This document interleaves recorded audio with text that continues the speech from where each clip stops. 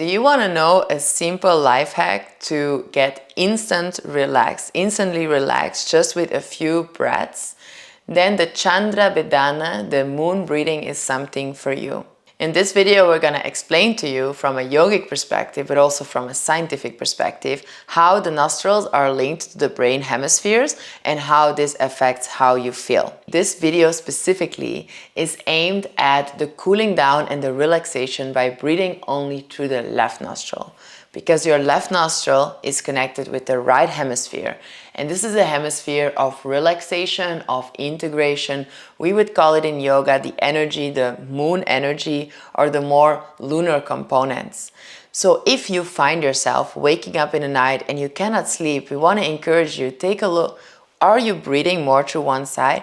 And on what side are you even sleeping? So the invitation is to take a few breaths in and out through the left nostril to connect you to the lunar side and to actually create a parasympathetic state, so a state of relaxation. This can be helped by sleeping onto the right side so that you're breathing more to the left side.